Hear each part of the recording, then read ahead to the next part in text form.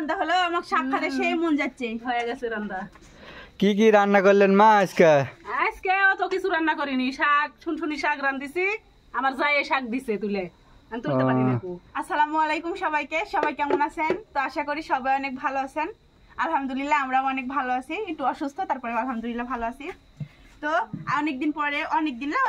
প্রায় অনেকদিন পরে মায়ের বাড়ি আসিছি আর এই যে আমার মা শাক রান্না করেছে মানে আমার মেজো চাচি শাক তুলেছে আমি বলছি আমার খুব শাক খাতে ইচ্ছা করেছে ছোট মেজাম্মু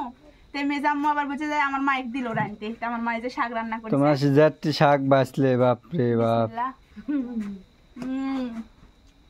এটা হচ্ছে শুনশুনি শাক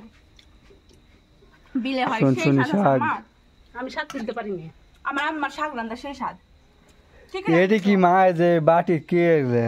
এগুলা হ্যাঁ শুটকির মাছ ওরে স্বাদ আছে রান্ধিছি তোমার শুটকির মাছ প্রিয় ওই জন্য তুমি আসলে শুটকির মাছই রান্ধি ভালো করছেন মাংস টাংস সব ফুরে গেছে ভালো করছেন আলহামদুলিল্লাহ মাশাআল্লাহ সেই স্বাদ হচ্ছে আমার অনেক কষ্ট করে কুরবানি দিছুনু দিয়ে কুরবানির মাংস ছিল তোমরা আসলে কুরবানির মাংস রান্ধি তাই জন্য অনেকেই বলে যে প্রত্যেক দিন কুরবানির মাংস রান্ধে খায় আর গরিব বলে যে শেষ মানে তোমরা না আসলে আমি রান্ধি নেকু তোমরা আসলে তারপরে রান্ধে একসাথে খাই ভাত রান্না হয়ে গেছে মা গরম গরম ভাত দিয়ে গরম গরম শাক আর সাথে শুকনা মরিচ যেদিন যেদিন তোমরা আসো সেদিনই মাংস রান্ধি নাহলে অন্যদিন আমরা রান্ধে খাইনি সেটা তো জানি ফুরে গেলে পাবো কোনটি দেখেন আমার মা এক যোগ্য রসুন কুটাচ্ছে কি খেতাম মা পিসবো কালকে বর বানতে মানুষ লাগবে কালকে আমার মায়ের বর বানতে মানুষ লাগবে ওই জন্য আমি আর আসিছি আর বর বানতে মানুষ লাগবে তাই আদা রসুন কুটা থুয়ে দিছে এদিকে করে শুটকির মাছ রান্না করেছে দেখেন এটা সেই হচ্ছে একটু খায় দেখি খায় দেখো বিসমিল্লাহ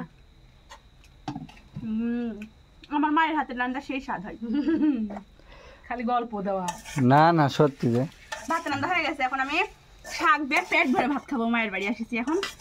আর আমার গ্রামে এই সময় অনেক পরিমাণে এই শুনশুনি শাক হয় এই শুনশুনি শাক খালে রাতে সেই ঘুম হয় আর শুনশুনি শাক কিন্তু যখন বর্ষা বন্যা হয় তখন হয় যত পানি হবে তত শাক বেশি হবে আর এই শাক বলে খালে বলে ঘুমে বলে দেখা যায় না কিছু সেই ঘুম হয় আরেকদিন আমি খাই তো সেই সকালে উঠতে পারছি না ঘুমে তো আমার মায়ের রান্না কেমন আছে কমেন্ট করে কিন্তু জানাবেন আপনারা অবশ্যই জানাবেন রিফাত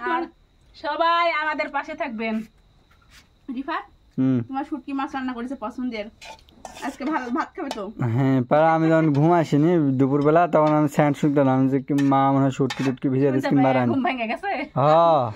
আপনার ভাই আর শুটকি মাছ এত পছন্দ ওই মানে এটি আসলে ওই আমার আম্মার হাতে শুটকি মাছ রান্না খাই আমার শাশুড়িরও সেই পছন্দ শুটকি মাছ আমার সব সময় সব তরকারি থাকে না তো জামাই কি খেতে দিব